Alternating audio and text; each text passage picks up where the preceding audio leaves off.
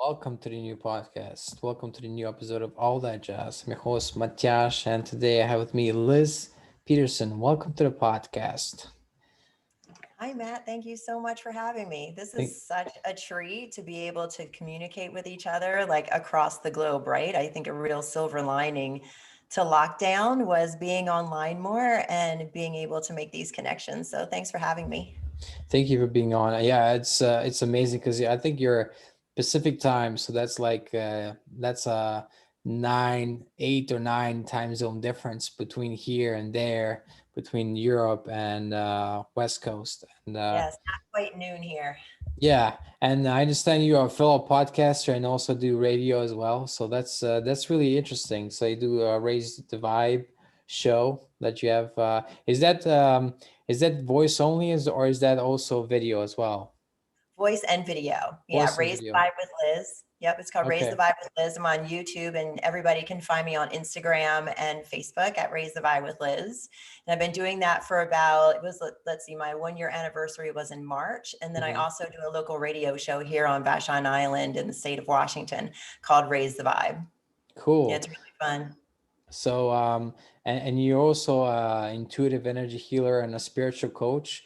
I always think that's really interesting because on a spiritual journey as well. But as people know, if you actually get serious about spiritual work, sometimes disaster happens in your life, and then all this stuff it was working well, all the relationships, all this stuff turns to turns to really bad stuff, and you lose a relationship and stuff like that. Like, I don't want to scare people, but this might happen. So why is it that this happens? Like, people's lives turn upside down sometimes. Yes, it's so true, Matt, when you get on a spiritual path, or sometimes even it is the difficult thing that kicks you into your spiritual journey, right? But while Yeah. we're on that spiritual journey, difficult things do come into our lives. I think it's really testing us. What are our limits and boundaries? They say the universe isn't going to give us something that we can't handle, right? So if we choose Right. this spiritual path and we want to grow, spiritually, if we want to awaken, if we want to be on this path, this journey, then the universe is going to give us things to be able to practice being on the path and journey. I think, if we're in utopia, nothing's going to ever change, and we're going to be all laying around, in the sunshine with our feet kicked up, maybe drinking a glass of wine, right? Enjoying Right. life. And, when you're given something difficult, that's really when you start looking within and really doing the hard work. Yeah. Yeah. Is it normal for people to become like, I think some people change, like, or they are introverted before and then they're on a spiritual journey, and then there's periods of time when they become either more extroverted or somehow their personality changes. Is that in line with Eastern philosophy of thinking that the chakras, as it moves up the Kundalini or whatever, that it also changes the personality? Is that something that happens to people? It is something that happens. It does. You go through a little transformation. I remember, I was super shy in school, hate public speaking, Hmm. doing that type of thing, right? And here I am.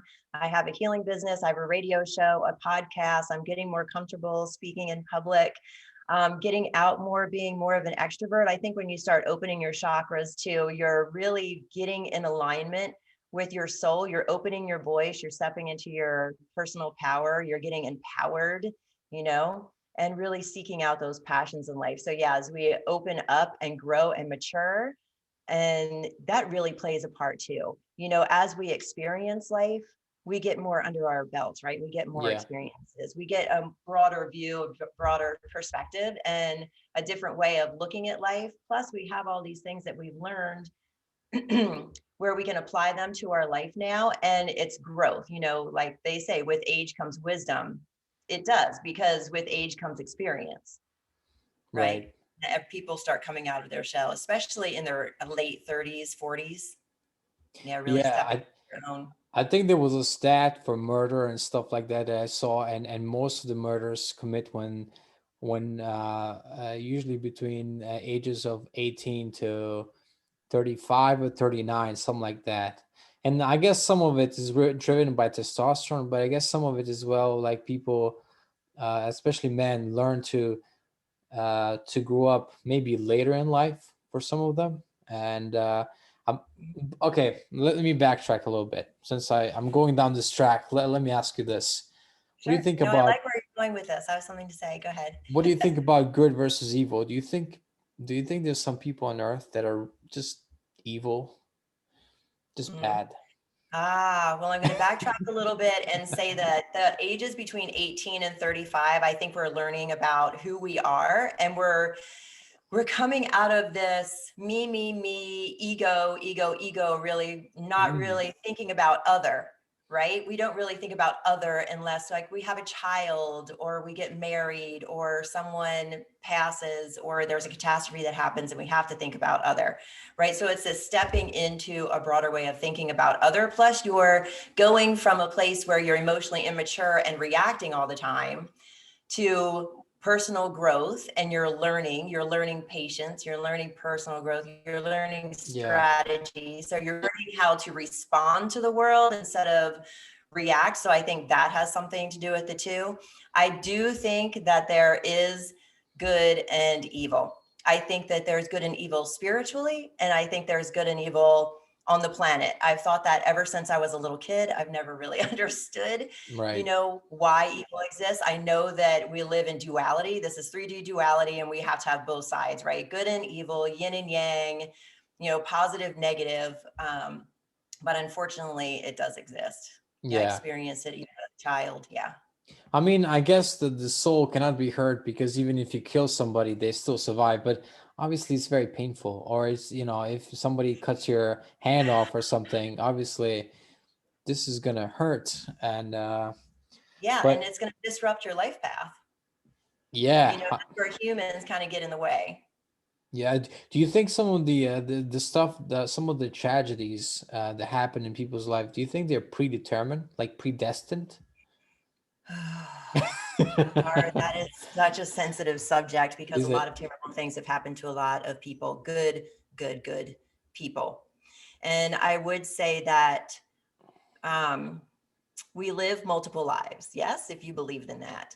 So if we're living these multiple lives and we want to experience all different facets of life and what life can offer and what life can be, and there's duality, then as a soul, you have the choice to come in and be a positive force, or maybe you're going to come in and do the flip side and do something negative, right? Maybe in a previous life you were say Hitler, right?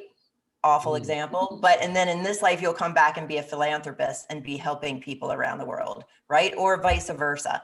Now, there's also the aspect where humans and human choice, ego, greed get in the way and become people who do bad things. mm, And people who do bad things to good people and disrupt their life path. And I don't think that 100% are like karmic, right? Yes, we have lessons, but I also think that people can be messed up. People can be mm. bad. People can make wrong choices and do these things. I think there's also a layer to the universe too that I want to say, that the universe is always helping you no matter what you do. And I used to hate this in my 20s, right? If somebody did something bad and then you see something good happening in their lives and you're like, why? Why did this person do this thing and then this good is happening to them, right? Hmm. But if you see like somebody goes into prison and then the universe is conspiring to help them, right? Because the universe, I think, ultimately wants us to grow and mature, Yeah. right? It's like that story from the Bible about the prodigal son. Or it's always baffling to a lot of people because there's this one son that's always good, and then there's another son that goes wayward, that's bad, and Fallen from grace. probably goes into prostitutes, all kinds of things, and then is broke and comes back and is welcomed with open arms, and oh, you're so great, I love you, my son. And the other son is like, well, you've made all this feast for him, and you didn't ever do that for me. I guess there was a slight expectation from the other son. I guess that we could psychoanalyze that as well, I guess. But the fact that this son was embraced so well, I mean, I guess that's love, forgiveness, and maybe that's God in a way, always or the universe always welcoming us back with open arms, no matter what we do. Yes. Is that what you take away from that? Is like the Yes, that's unconditional exactly what I love? would say. Yeah, Mm, yeah, that unconditional love, that forgiveness, that love, and God, the universe, all that is, whatever name you want to put on it, really does want us to succeed. yeah. Really does want us to learn and grow. Yeah, Mm. I By agree. the way, before you Yeah. mention ages, I'm just 35 now. So you think life is gonna go get better now at 35? Life does keep getting better and better, I have to say. And life is still difficult sometimes. Right. Yes, but you have the tools and experience as you get older to be able to handle these things in different ways. So you become more resilient with Mm. age. Yeah. Like spiritually resilient or mentally, you're like stronger mentally than before. Yes, exactly. Because I think Yes. being young is in this world is really tough. Now we live in a world where there's a lot of social media, there's a lot of peer pressure, not only like in school, but you know, a lot of people have smartphone. I don't have smartphone, but not yet. I have a thing that was used to be a phone back in the I day. used to have one of those. Yeah, yeah. Here we go. Um, so there's pressures all the time. They look in their on their Facebook feed, Instagram feed, pressures how to look and all that. And apparently that's contributing to a lot of distress that people feel nowadays. So how do young people deal with this? Because there's so much coming at them so fast, you know? Yeah, and especially if they're empaths and sensitives, and a lot of the Mm, kids being born today are more open and aware than they were, 30, 40, 50 years ago, yeah. right? But they're, like you said, there's way more coming at them all the time. I have four boys ranging between the ages of 14 and 26, and they're Oh just my goodness. bombarded. I mean, they know things that I was just clueless to in high school, right? And it's my 14-year-old. We're having conversations now. Things are happening, like things that used to happen in high school are now happening in middle school, right? Because they have access to all of this information. So they're growing at a more rapid pace. Yeah. And it's true, they are having a hard time. I think that, when the kids are little, parents taking the time to kind of navigate it, even though it's really difficult, especially during lockdown, like, right? I had TV as a kid, Right. right? Now our kids have Everything. their iPhones and computer and everything else, just access at their fingertips. But I think it's also important for these kids to have access to this information because they're a new generation of change makers, right? And if they don't have all the information at their fingertips, then they're not going to be able to create the change that needs to be created, right? Because we are going through a big shift right now. Mm. But So, just teaching them skills. So skills to like step back and recharge, that they don't mm, have to be glued to it 100% of the time. And it's hard because it is super hard to get that phone out of my 14-year-old's hand. right. But So you're indirectly saying that maybe I should think about getting a smartphone as well because I'll be on the internet highway all the time. mine is really great for running my podcast. I can do everything Wait, on you, this you run phone. your It's podcast to your smartphone? No, I do all of my social media posting, advertising, creating graphics and stuff like that through my iPhone. Yeah, and Wow. then straight to Instagram and Facebook. Yeah, I use my computer for the recording and downloading and that sort of thing. But after that, it's pretty much all on my phone. I think life nowadays is in a way easier because if you're really good at what you do, you can start a business from your kitchen and never actually leave the kitchen. Go into the kitchen, do your business, do your podcast, do your shows, do your interviews, or whatever you do, and that's your business, and that's how you make money. Isn't that great? I think it's Yeah, fantastic. It's opened up a whole world of possibilities for people, especially when we're like redoing what are our priorities, right? And I think a lot of people were kind of looking within and looking at resetting their priorities going through, lockdown and pandemic, where everybody's at home and they're going, gosh, I'm really enjoying this. I'm enjoying spending time with my family. Here I am, say I'm a dad and I get to be home with my kids now, so how can yeah. I make this happen more for my family and for myself? Mm, So, and I think this and being able to do this and work with people around the world. And yeah, it's a positive direction for sure. It is amazing. Years ago, when I was in Edinburgh, I went to a few Kundalini yoga sessions, and that was intense. I never tried any yoga before, so I can't compare it. But I will say, she would say like repeat 54 to 102 times the same thing, and that was difficult to, if you could do well 54, but then 102, man, you're like dying. So I know you have some experience with Kundalini yoga, or you do Kundalini yoga daily, right? I do. And that shows that you're on the path, Matt, that you were getting intuition to go to a Kundalini yoga class. That's often the case. Yep. I love Yeah. working with Kundalini. I've been working with Kundalini since my late 20s. During my 4-year program, of course, when you're working with the chakras and the aura, you're learning how to get grounded and come into your body and spin your chakras and align your body and get balanced, grounded, and embodied, because it's really about becoming embodied, right? So yes, working with that, you can do meditation exercises, you can do breathing exercises, definitely ground, definitely, come into your center and meditate. Having awareness about the energy in your body is, first, one of the first steps, right? Mm. And then things like beyond meditation would be yoga, Kundalini yoga, Tantra, white Tantra, um, and that sort of thing. Yeah, really tapping into it, getting that life force going. And it makes everything in life better. It brings in an aspect of pleasure into all aspects of your Yeah, life and energy. Yeah. I know when I did the session, the Kundalini yoga classes, that I'd come back and I'd be like buzzing for like a few hours. It was so Yeah. like, you feel mentally kind of calm, and also it physically exhausts you as well, but like in a good way. Um, and do you think, because I know that Kundalini yoga is also, like, there's a lot of videos on YouTube of people doing it, but I heard that it's better if you do it with a teacher, because they can see the mistakes you're making, let's say, and then they're able to correct your mistakes. Yes and no. I think access online is good. When you're in a regular yoga class and the teacher is thinking about alignment, it is nice to have the student right there so you can adjust them to get into alignment.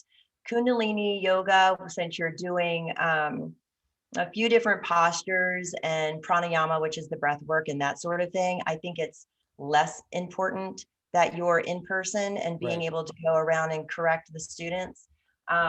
I think that people should dive in online. There's a lot of great teachers on YouTube right now, and a lot of people have their own websites and are doing it. So I highly recommend it.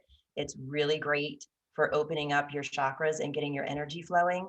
And like you said, Matt, after your class, that feeling that you have afterwards, it lasts for a couple hours. And the more you do it, the longer it lasts, right? Then you can hold on to that. Yeah. And clearly what you're feeling is your energy moving in your body, right? You've removed the blocks in your Yeah. energetic system, and your energy is allowed to move more freely in your body. It's quite uncanny. It's really amazing. I would recommend anybody to try, because this was a few years ago, but when I did it, it was like, wow. I think when I come back to Scotland, I want to try again, because it's really, really something great. But I'm gonna ask you about Kundalini, because I think it's such an interesting energy. Do you think if somebody goes to class, immediately their Kundalini starts working, or is it something that only happens by by grace, so to speak, that you have developed enough, and all of a sudden there's Kundalini awakening? There's this and to that question. Right. So some people can be born with it open. Everybody has access to it. Hmm. It's whether we're blocked, right? Because as we're aging, we're not taught to release, right? We're not taught that when something happens that we need to process through it and get it out of our body, right? So we have access to this energy. It is functioning all the time. It's our life force, right? Hmm. You can tap into that. This is the and. There can be a spontaneous Kundalini awakening where it just wakes up, right? And just starts flowing, right? Hmm. This is where you hear, oh my gosh, when I had this Kundalini awakening, I was out of my body for 3 days. It took me days to get regrounded into my body, right? Right. So what I want to suggest is that you start a practice of grounding and getting into your body. The more grounded you are, the more in touch you are with your body, the more you can work with your Kundalini. Then it's a nice slow opening and your body is allowed to adjust, right?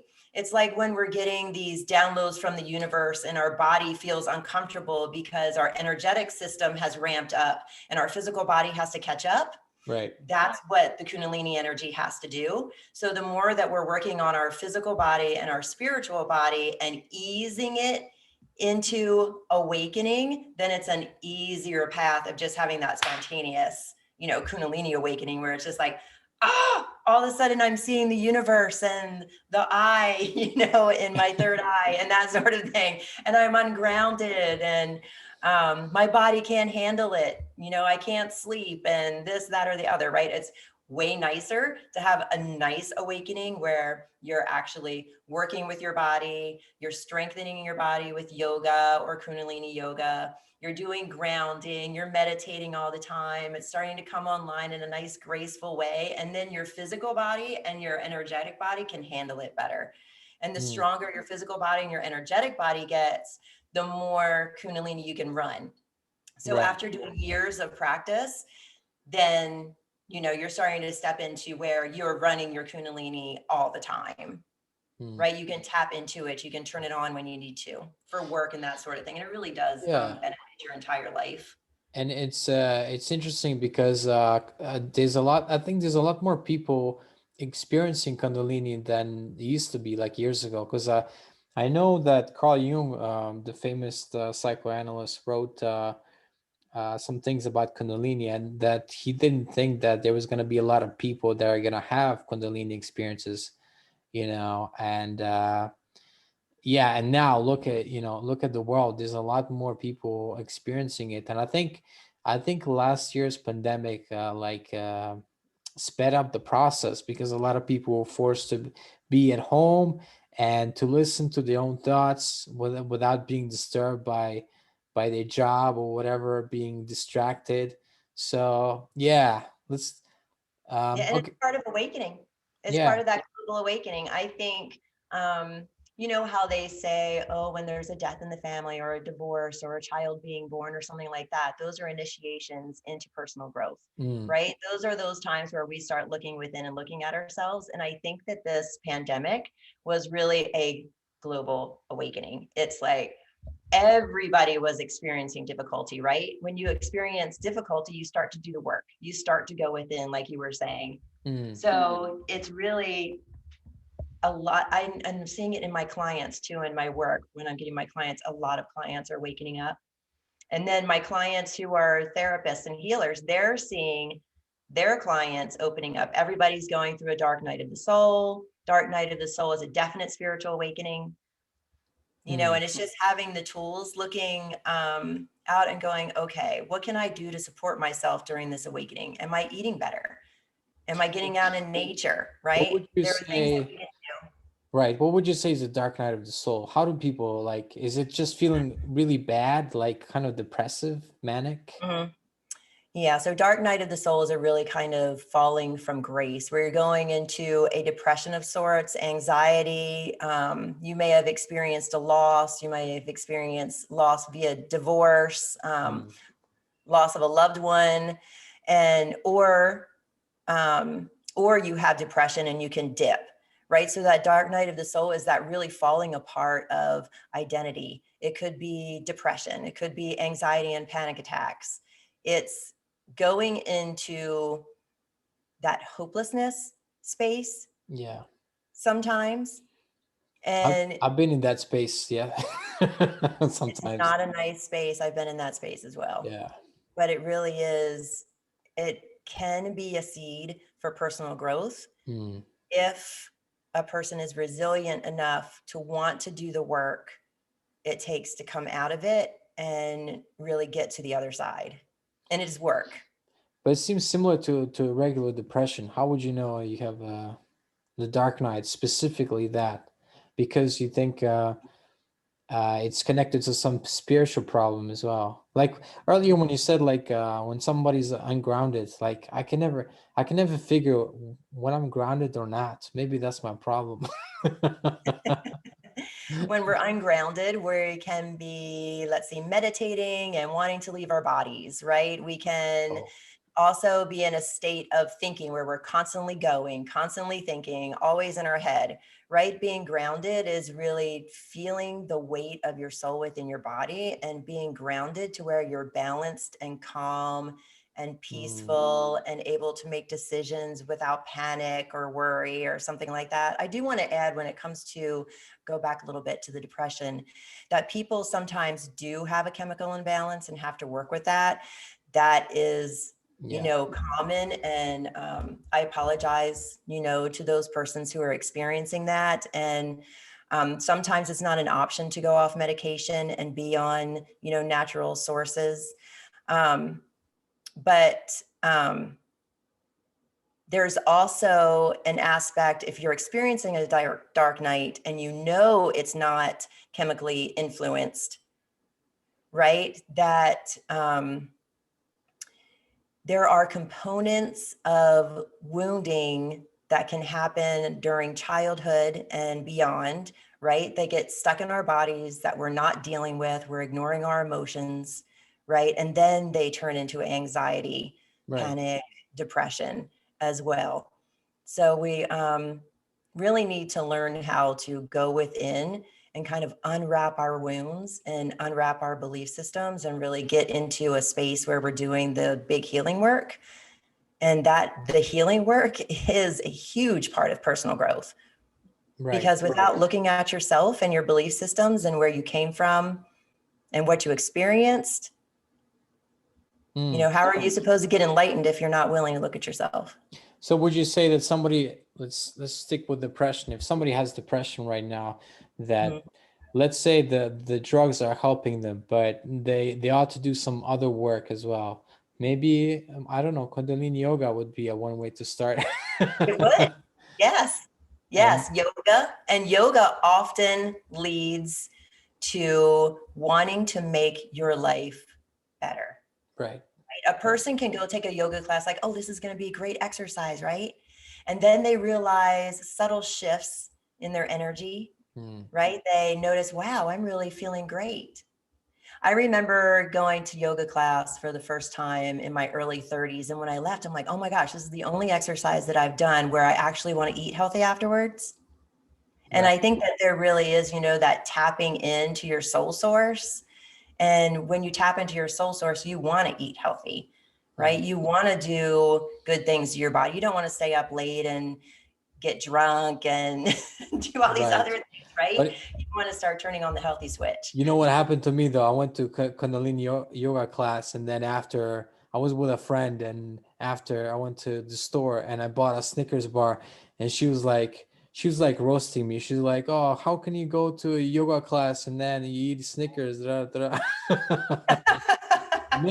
Maybe that healthy eating didn't work for me in the class. I did get the benefit, but I was still like, I want that sweets.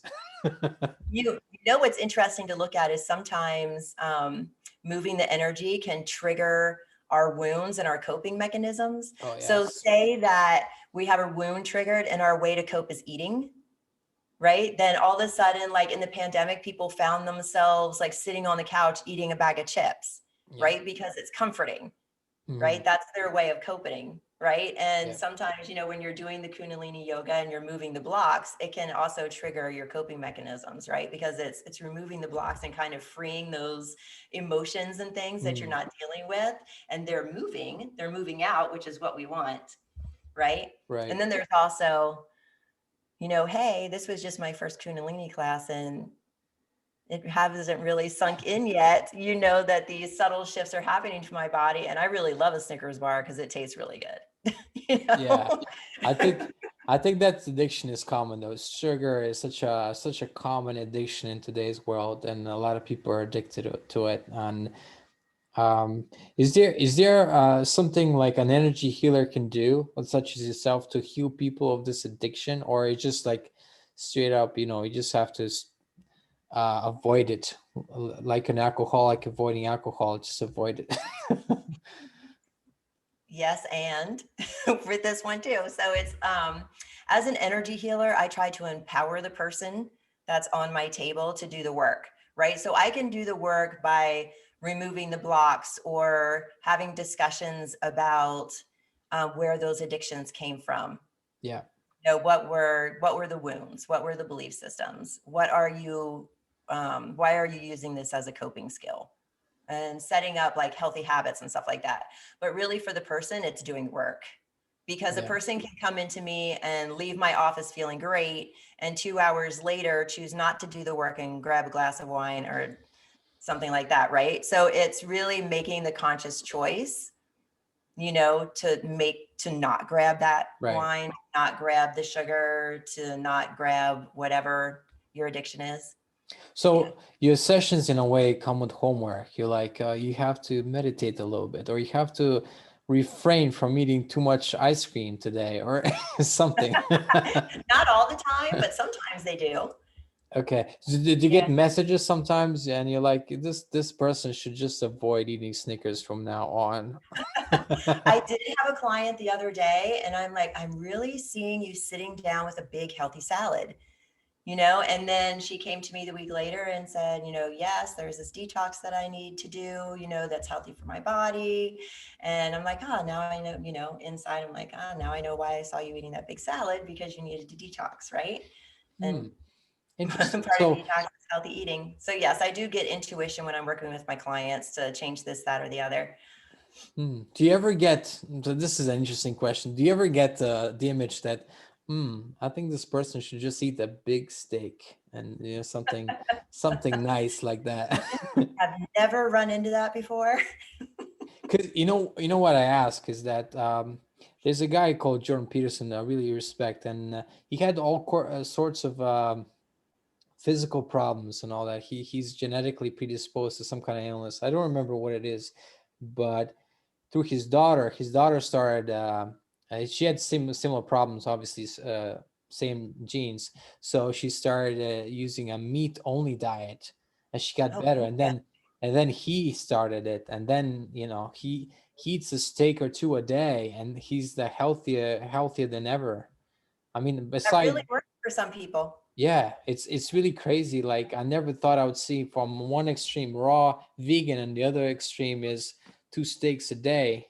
It's I'm quite something. fascinated to know more, like what was the illness and what was it in the meat? Was it the minerals, the iron, or what was it, that their bodies needed? And everybody's different, right? There's not Yeah. one person on this planet that's like the other person, right? It's not a one size fits all world. So I think that we really need to follow our intuition and do what our bodies want to do, not just because so and so says vegan is great, or so and so says like meat and vegetables is good, right? And no carbs or whatever. I think that you have to do what your body's wanting, right? What your body's craving, and really listen to it. Right. It almost seems like it's almost a religion, or like a sports fanatics. Like, I'm a vegan team and I'm a team meat, so they don't come in the middle. So It can be that way. I try not to judge because I'm a vegetarian, but I came upon vegetarianism in kind of an interesting way, because I tried it in my 20s, and then I was working in a restaurant in Virginia, and bacon totally broke me. Right? Just going in and Ooh. serving brunch on the weekends and smelling the bacon. I'm like, that's it. Give me the bacon. Right. And then later on in life, I go back east and I'm visiting family, and I come home and I just feel terrible. And I'm like, gosh, I really didn't eat anything different away than I do at home normally. I wonder what it was. And then I had this dream that I was to become a vegetarian. So I stopped eating meat. And then I Mm, haven't wanted it since. Every now and then I think, gosh, I'm O positive, they really recommend that people of my body type eat, meat, eat protein, so I think maybe I should, but then it's like, nah, then when I go to eat it, I'm like, nah, I don't want it. yeah. So I think it just depends on the person. Yeah. And that goes with everything. I, I think that the more our society can be aware that one size doesn't fit everybody, the more benefit we can have for the human race, have a yeah. more holistic approach. Like, yeah, I know vegans, I know vegetarians, and I know that there's a girl I knew that she said she was vegetarian for years, but then she told me that one day she ate a little bit of meat, and then her body was like, yeah, more of Yeah. that. So it's interesting. Maybe it's the body type or some kind of disposition that they need more meat than others. Maybe it's that. I can't quite figure it out why, but there's different reactions to it, right? Yeah, you can have a vegetarian that goes and eats a burger and is just fine and feels great. And it's like, wow, I have energy, right? Maybe my body was lacking that protein that it needed or whatever ingredient that was in the meat, right? And then you have a vegetarian that goes and eats a burger and then they're like dying for 2 hours with stomach pains, right? So you just don't know how your body's going to react. Yeah. But Yeah, you need to listen to your body, right?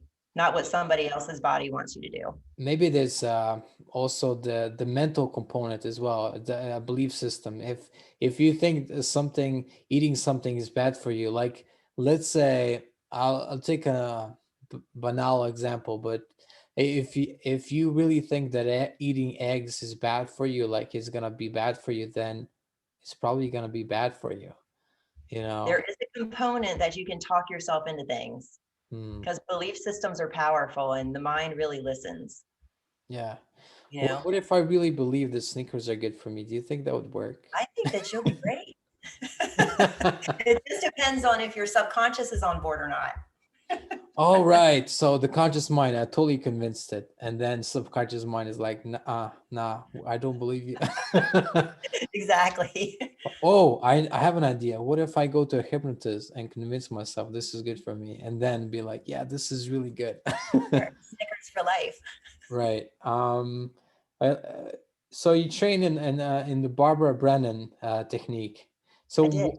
Okay, what is different between her technique, what she does? Is it similar to Reiki in a way, or because I think I've had a guest on that was trained in that technique as well, but I Mhm. can't figure out why. Is it the length of time that she does it for? Like, is it really like to check if you're actually doing the work well or learning well? Well, the difference between Reiki and Barbara Brennan's work. So Barbara Brennan's work is energy work. It's an advanced energy work. She was a seer. She's also Mm, a scientist, but definitely a seer. She can see the chakras. She can see the aura. She can see the stuff, stuck in the aura. She can see the rips and tears and holes in the lopsided chakras or the immature chakras or a block here and there, a cancer or something like that. So she's really an evolved soul when it comes to her gifts. And that's really running energy from the earth and running energy from above, and really controlling the energy, push, pull, neutral, removing things, filling with light, that sort of thing. mhm. It's a very, um, what's the word that I want to use? Gosh, I'm sorry. The word is like totally escaping me right now. Holistic or No, not holistic, just the way that it's done. It's very, um, oh, well, forget it. It'll come to me in a second. And Reiki, if you try to manipulate Reiki, it will stop. So Reiki is an energy that you get attuned to, and it comes in through your head, into your heart, and out your palms, yeah. right? And you just lay hands and turn it on, so to speak, with the symbols or with just intention, right? And it flows. Now, if you try to control it, it's going to stop. Mm, Whereas with energy work, you can control the energy, right? You can send it to different parts of the right. body. You can use the energy to remove things, like I said, that sort of thing. It's like one you can work with and one you just let flow. And I have both. I'm a Reiki master and learned Barbara Brennan's work. So I combine the two, plus a couple other modalities, plus my own gifts and healing, that I do, where I've kind of come up with my own version of energy work. It's an advanced Right. energy medicine work that I really intuitively use, meaning I'm it's like going to a psychic and getting energy work, right? I'm working on a person plus giving them information while I'm working on them. Oh, that's probably the best. Yeah. Do Mhm. you think some people are like born this with certain talents of becoming healers or becoming psychic, or is that something that can be gained? I guess through Kundalini, you can gain a lot of these things the same Mhm. way. Yes. When you get hurt and all of a sudden you put your hand on it, you are taking your energy. It's a Mm, natural inclination to heal yourself, right? right. Right. Everybody's born with intuition. Everybody's born with the ability to run energy, right? It's just learning the skill, right? Like when you fall down and your mom comes over and puts her hand on your knee, right? Oh, are you okay? You know, that's her energy. She's her energy wanting to heal what you just hurt. Hmm. And then learning the different techniques, you learn to go in and like pinpoint an injury or run energy or pull heat from it, pull pain from it, that sort of thing. Yeah. Why do you think? Because I've always been curious. I think maybe we're too ahead of our the time, but why do you think they're not used in professional sports? Because I feel like there's certain injuries, let's see, the other night there was a player that played with a neck strain, and he played horrible compared to what he normally plays because obviously he couldn't really turn his head. Right. But do you think with energy work you could heal that a lot quicker than with massages and stuff like that? Yes, the first thing that I thought of though for him was that he needs to go in the locker room and see their team chiropractor and massage therapist and have them run some energy into it as Right, well. right, Yeah, right. totally. I think that being more holistic is great, and they're bringing it into the hospital. I don't see any reason why they couldn't bring it into the locker room, right, to be able to help their athletes, and it definitely would help. Well, And so now they bring it to the hospital. They bring energy healers to the hospital now. yes, yes, they do. Yeah, they started with Reiki. Okay. Interestingly enough, you know, because it's more well known around the world. And I think that the energy workers are working their way into the systems as well. And a lot of people are doing holistic clinics where, you know, you have a physician and an osteopath and maybe a couple healers, chiropractor, massage, and that sort of thing. So you get like a well rounded healing, Right. you know, or an herbalist, Really, acupuncturist. maybe in Washington State, but not everywhere. I'm sure, pretty sure of that. My hope is that they start going everywhere around the world because it's really needed. Right. Yeah. Talking about gifts, so I imagine you started early in life being kind of intuitive and aware of things that other people weren't. Yes, yes. As a child, I was very sensitive, could feel energy in a room, could feel energy in a person, knew if they were happy or upset, could see spirit.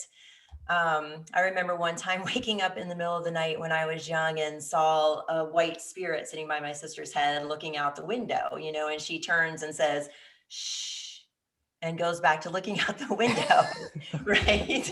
When I was a teenager, I was, you know, studying and something taps me on the shoulder and I thought it was my little sister, right? And I go, what? Sarah, you know, to my little sister, and there was nobody there. Hmm. So I have had those occurrences. I've also had, there was a not so nice spirit in my house, and which actually was beside my bed in the middle of the night and reached his arms up, you know, in the shape of a fist and came down on my solar plexus Oh when I was man. in fifth grade. And it was a full on hook, you know, like where you're losing your air and your body is, you know, bending forward. That actually was a moment in my spiritual life where I turned it down and stopped the outwardly seeing. So, and it took years to work through the fear that if I opened fully spiritually, that I would invite that back into my life. Right. Right. So I struggled with that fear all through school and well into my, you know, 30s and even in my practice. So it was really getting over these are my gifts. They're okay. I'm learning tools, you know, to keep negative energy out and keeping positive energy in, you know, and working with those things. So, and then of course, as I got older, more mature and could handle myself, like a child going from being a child to an adult where they can't really handle an adult, but then when they're an adult, things change, right? So Right. the same thing with gifts. It's very common for kids to like dial it down when they get fear or when they realize that everybody else isn't like them, and then dial it back up when they're older, more mature, and can handle it. So Yeah. it's almost like X-Men. It's about controlling your gifts and be like not using it too much. But I guess in this way, it's kind of, especially if you're seeing negative entities, it must be really scary. Um, but what about other people? Like I myself, I don't think I've ever seen anything like like an aura, or not even, anything like that, let alone a spirit or an angel or anything like that. So um hmm, You can train it. I was So, afraid to ask yeah. that. So everybody's born with intuition, right? That's Yeah. our natural instinct. That's the deer standing out in the field that pops its head up because it senses something that's coming, right? We have that innate ability too. I was laying on my deck just the other day and popped up, right? And there's three coyotes right off my deck, Oh wow. coming towards my deck, right? So we have that natural ability as well. And it's just fine tuning it. It's having the awareness of what it is, Hmm. that clairsentience where we feel something. We may walk into a room and feel, gosh, it feels like somebody just had an argument or something like that, or we're Right. interacting with a friend and you're like getting that feeling that he or she may not be in a very good mood. Right, so Right. you're feeling that out. Then your clairvoyance is mental pictures, and where I could see outwardly as a child, my strongest is being able to see within my third eye, within my mind, with like little mini movies or pictures, or they're kind of like daydreams, or picturing what I'm seeing, like if there was a spirit sitting here at the table with me, in my mind's eye I can see them outwardly sitting at the table, but outwardly I cannot see them. Does that make sense? Yeah, that makes Yeah, sense. and you So can you're you can seeing train that too. something, but not with physical eyes. So you're able to switch between the different points of view. Yes, exactly. Wow. And you can train that with meditation and focusing and really grow it. And as you get older, your intuition grows. So all of your spiritual gifts also grow. And it's really learning who you are and how you work.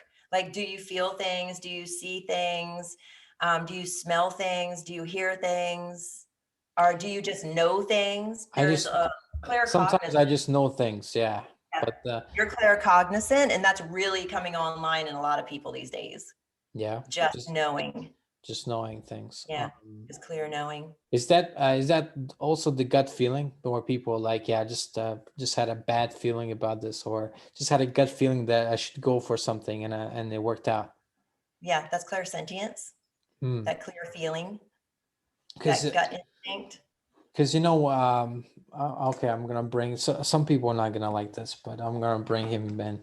So Mr. Donald Trump, I read his Art of the Deal book, and a lot of the book is about doing what you like and all that, which is good, great. But some of it was just subjective. Well, just trust your gut, and he would be like, "Yeah, I didn't go for this deal because it didn't feel right," and then what would happen would be like a couple months after there would be a tornado or a hurricane, whatever it was, and devastated the area. And then if you bought it, you'd lose a lot of money and stuff like that.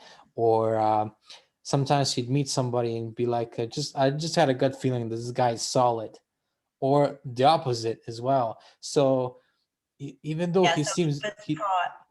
Go he ahead. seems very rational, but there's an element of pure intuition in this man who's just like, yeah, this goes with the gut feeling, you know. Cool. I didn't know that about Trump. As you know from our conversation the other day, I'm not a Trump supporter, But but I'm a very liberal person. right. And I know that he did do a lot of things that people liked. And it is, I'm going to say that CEOs and owners of large companies are very often very intuitive. Mhm. I mean, that's how they got there, right? By trusting themselves, trusting Right. their gut instinct. It's your intuition is trust. Mm. It's trusting you and not always looking out. Like we're a little kid and we're like, Mommy, is it okay? Right. And then we're an adult and we're still looking to outward sources, you know, Mommy, is this okay? Right. Yeah. Where we really need to emotionally mature our gifts so we can make these decisions for ourselves and fully trust ourselves. Gosh, trust was a huge journey for me Right. because I did depend on other people, and really needed to mature that aspect of myself You to were like really trust codependent. myself. You were like What's that? codependent. You were codependent with other people, Ben. Yeah. Mm. I think that's why psychics make so much money. Because people are other people are Because codependent. We're disempowered. We don't Oh, trust ourselves. Yeah. um, I just wanted to add another funny thing about Trump is that this is so incredible because there's a book he wrote called How to Get Rich, and there was a thing in the book that I didn't expect. Carl Jung, the psychoanalyst. Yes. One of the chapters was it basically said read Carl Jung, and it says a story that Donald knew somebody that was always calm, and Donald being always questioning. He was like, how are you always so calm? And the guy said, I came from a very turbulent family and all that, and I started reading Carl Jung and started doing some therapy, and I realized that other people can be like a gun, but I'm the trigger. So I learned not to be the trigger. And then Donald was like interested in that, so he started reading Carl Jung, and he said the time he spent reading Carl Jung really helped him in his personal life and in business. So I thought it was interesting that in a book about how to get rich, he recommended people read Carl Jung. I never Wow. would make that connection. I never would have made that connection either. I'm impressed. Yeah, I wish he had brought that more out in his presidency for sure. yeah. You know what I think? Politics is war, and that's how he treated it, Yes. for better or worse. I want to. You said we could do a short demonstration about something that everybody could benefit in the audience. Something that I don't know. You pick. What would you like to do? How about if we do a chakra meditation? Mm. Because running the chakras, spinning the chakras clears out blocks and energy out of the body. And I think everybody could benefit from that right now. So why don't we do a short chakra meditation and go Okay. through the chakras and spin them and clear things out. All Okay. right. So everybody take a comfortable seat wherever you are. If you're driving, I recommend not doing this. Listen Right. to the replay later when you're safe at home. So everybody find a comfortable seat, sitting, take a deep breath, Mm. exhale, and again in and exhaling through your mouth. Because when we exhale through our mouths, we release what is stuck in our bodies. And let's bring our awareness to our physical bodies now, placing a hand on your chest, coming into your body. By placing the hand on your chest, it brings your awareness to your physical body, to your presence within, feeling into that, feeling all of your energy coming into center, leaving everything in the outside world. Just let it be, and coming into your center.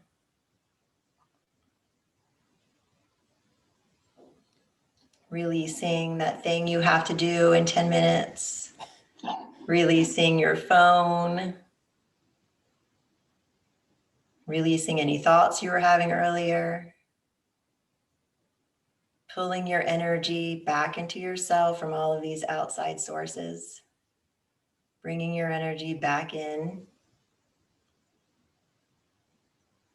Now I want you to take your energy, your focus, down to your sacrum. This is where your first chakra is. The first chakra is red, and it spins clockwise from right to left. And as you spin it, it opens red.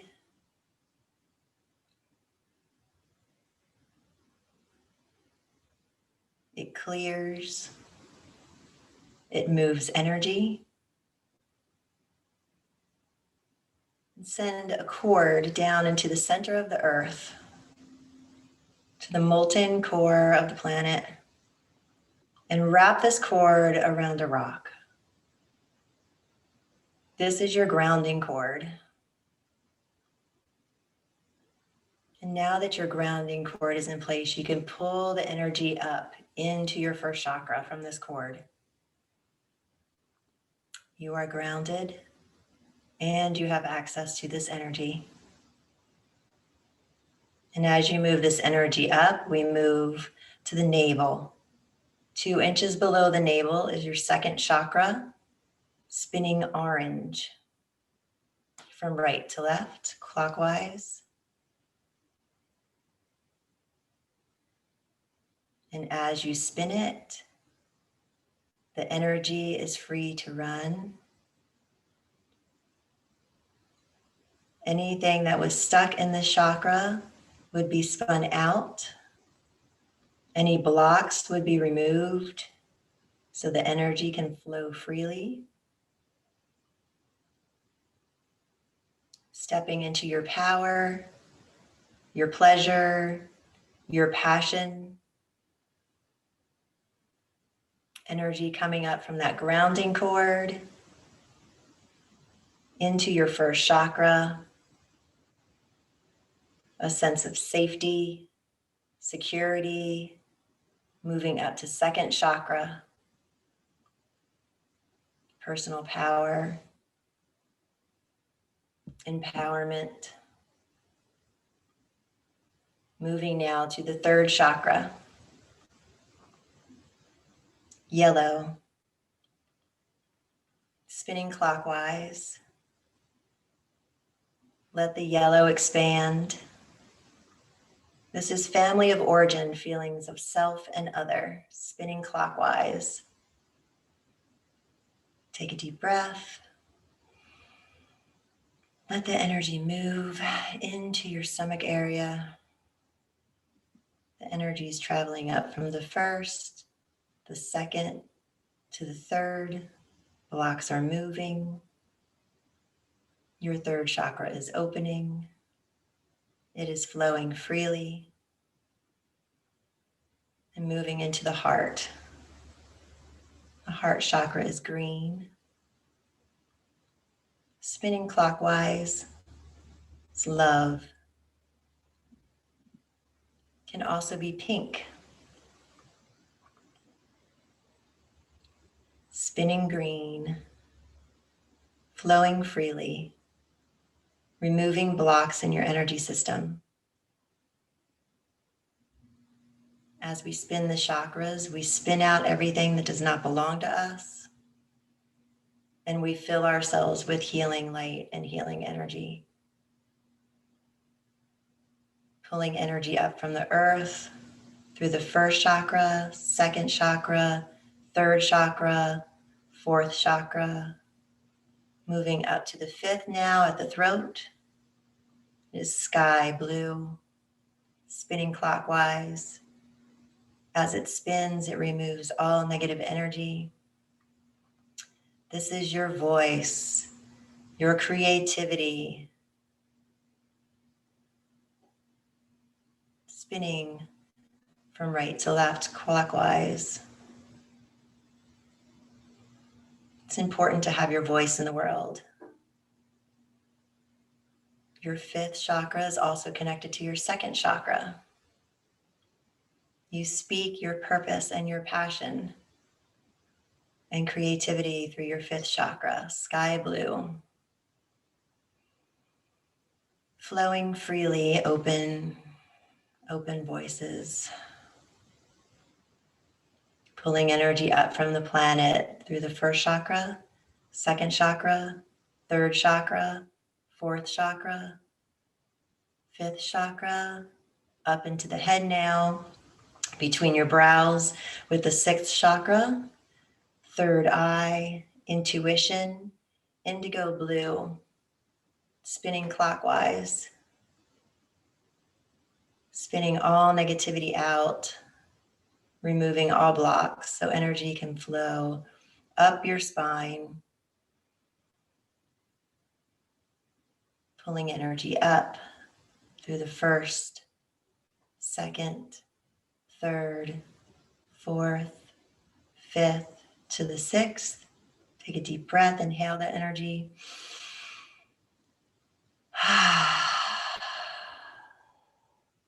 Now it flows to your 7th chakra, the top of your head, white to white violet.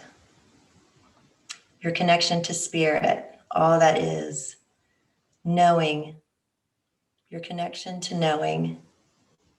The energy is flowing freely now from the base of your spine through the top of your head. And we're going to send a cord out above your head, connecting above. Then inhale that energy down through your crown, into your 6th chakra, into your throat, into your heart, into your solar plexus, into your navel, and out your 1st chakra into the planet. And feel this energy. As you inhale, the energy moves up. And as you exhale, the energy moves down. The energy is flowing freely, all blocks removed, chakras spinning, connected, grounded. Take a deep breath.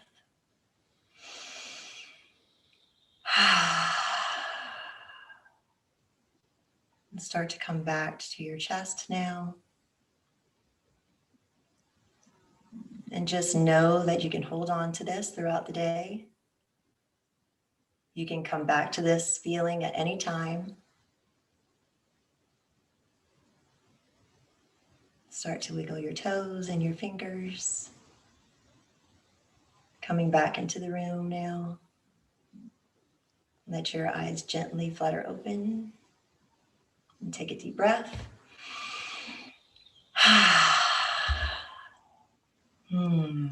There we are. Yeah.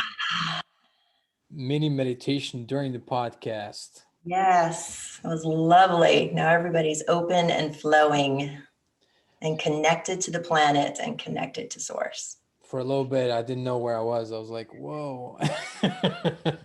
Awesome. Yeah. So, do you do stuff like this on a daily basis with people?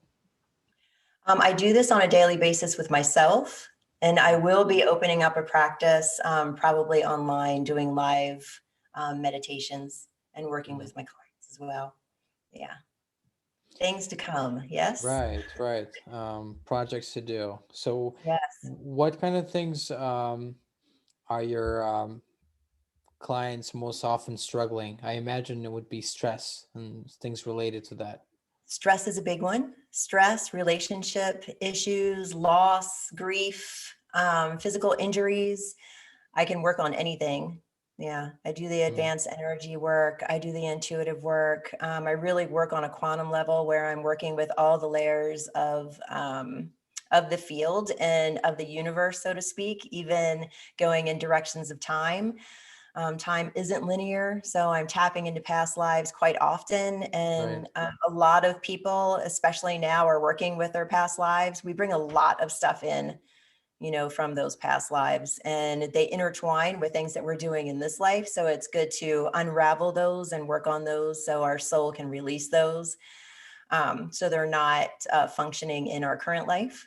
So I work in all areas. I do Zoom calls, 1 hour and 1.5 hour sessions in person and on Zoom, and remote healing works. Right. It's amazing. It's not diminished. It's not diminished if you do remote work. No, not at all. And I've worked with people all over the world. It's fun. I really enjoy it. It's great. So when you go to the past, you don't use hypnosis. Do you kind of intuit what they're getting, or are they getting the information from their past life?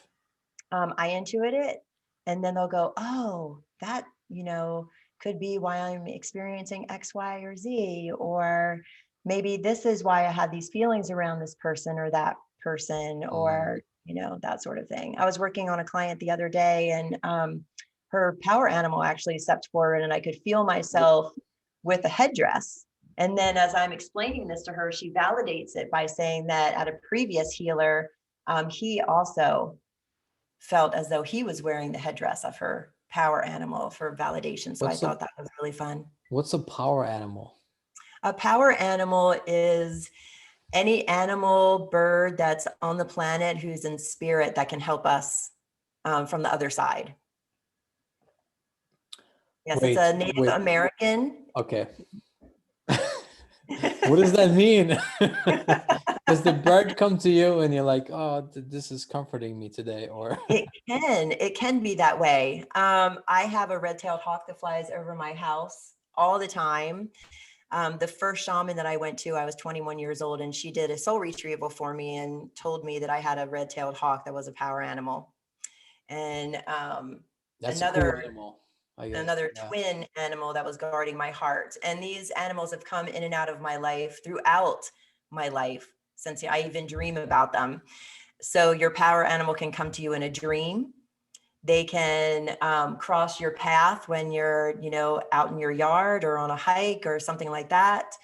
And it's that intuitive feeling like, gosh, I just saw this eagle and it's for me, right? That was a message from spirit that I'm strong, because eagle is strength, right? So I'm strong enough to get through this, whatever I'm experiencing. I love Because that. The eagle is really a symbol of strength, really is. Yeah. What if somebody has like a spirit animal of like a snail or something like that? Can you imagine? Maybe, let's see, a snail. That would be really fun. Maybe they're a nomad and they carry their home with them and they need to take Oh. it slow. Maybe it's a sign, if you see a snail, that you need to slow down in life. Oh wait, I've been kind of nomad in my life for a period. So maybe that's why you brought up the snail. Oh, that's crazy. Oh, okay, okay. I'm really interested in a past life thing. I used to do one time. I did a workshop in Canada, and unfortunately or fortunately, I was the only one affected because can you imagine? There was 10 girls, 10 women in the class, and 2 guys, and I was the That's only one. common. I was the only one affected because there was a lifetime when there was a lady in Egypt, and she had a stillborn baby that died.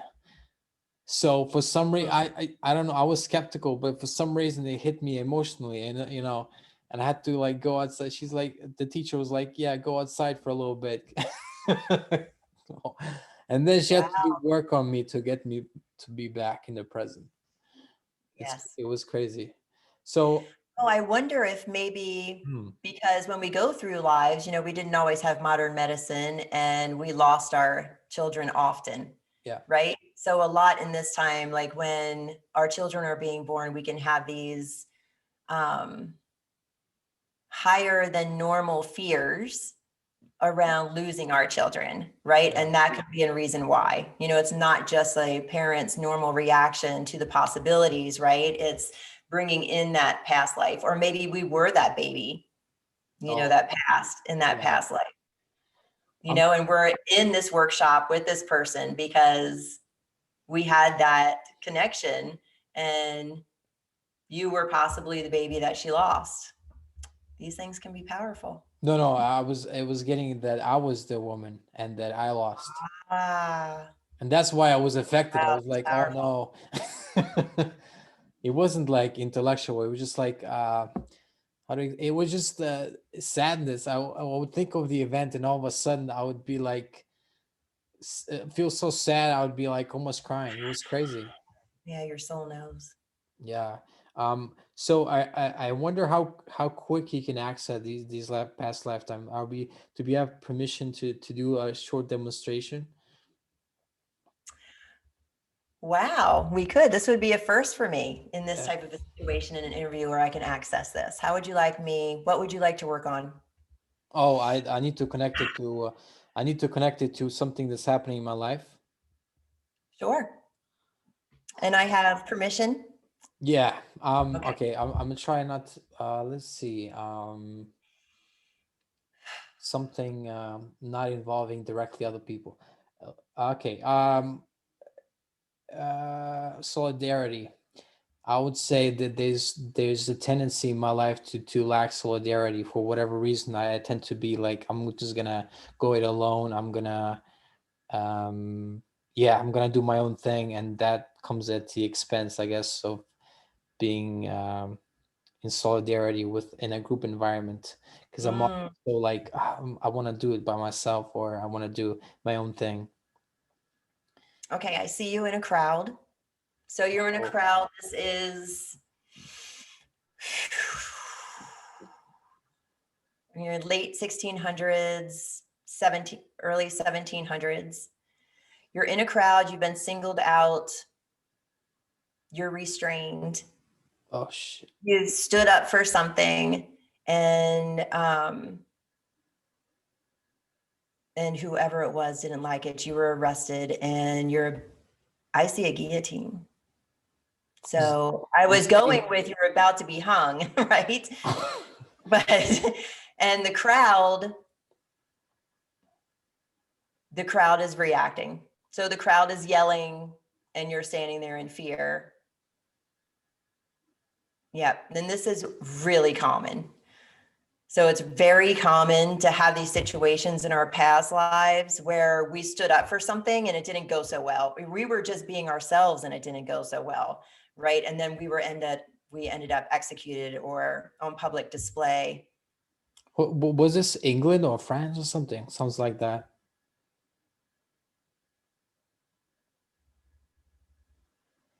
Mm.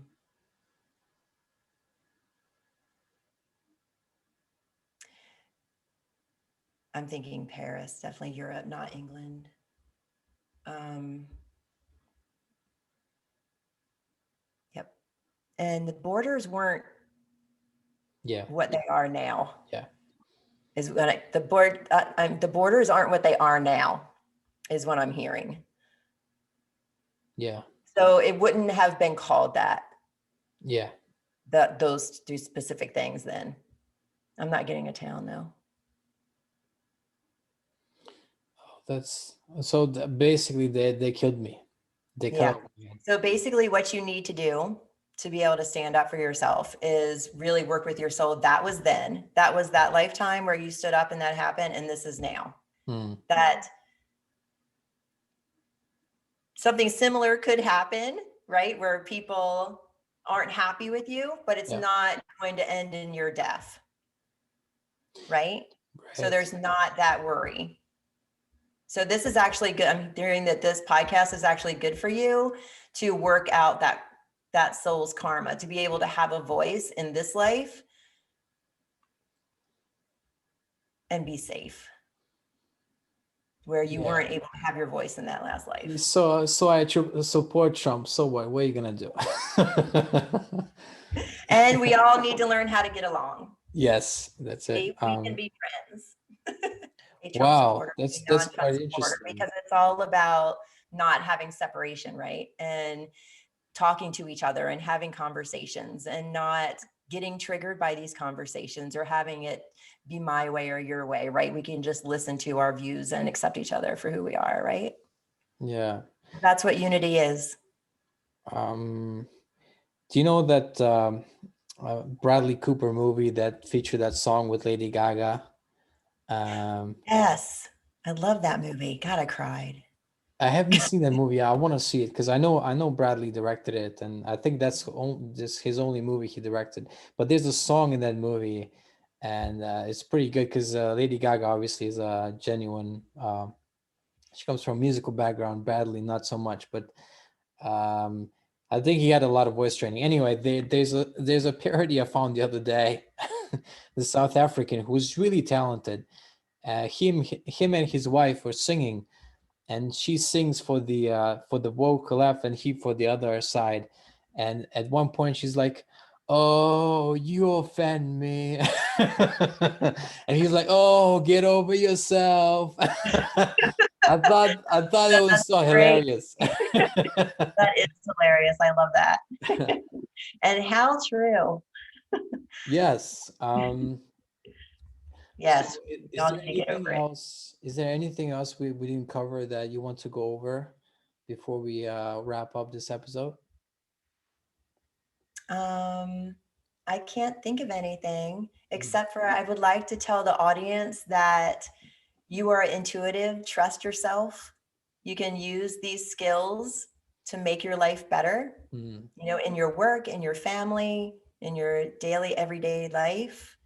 Tap into yourself and learn what your gifts are and bring those out into the world.